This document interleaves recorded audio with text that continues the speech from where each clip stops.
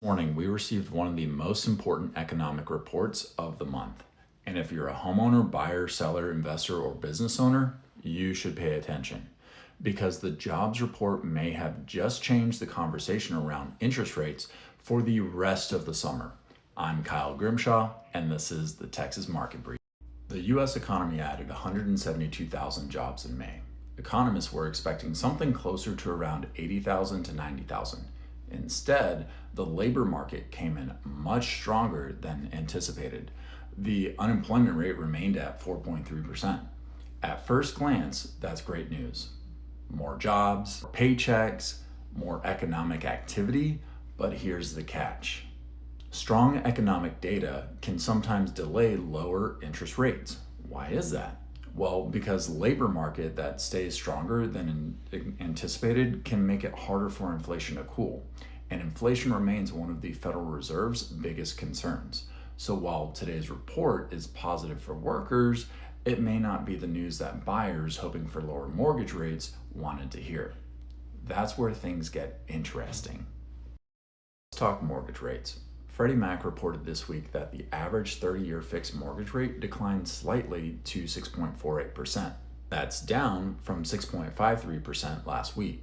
So rates moved in the right direction, but here's the important detail. That weekly mortgage rate reading came before today's jobs report.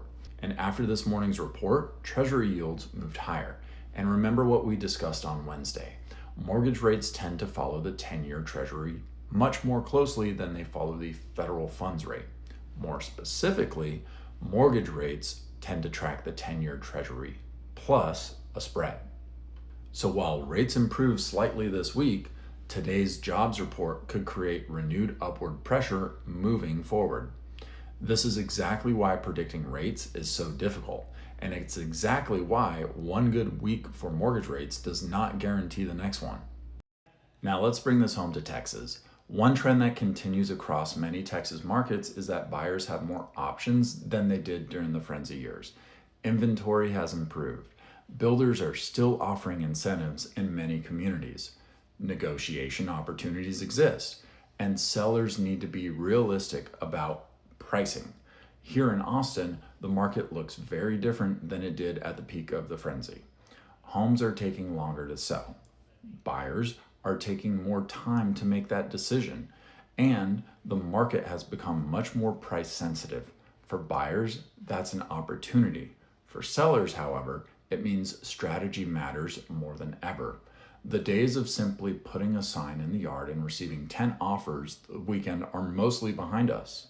Now, here's what I think. The biggest mistake people make is assuming one economic report tells the whole story.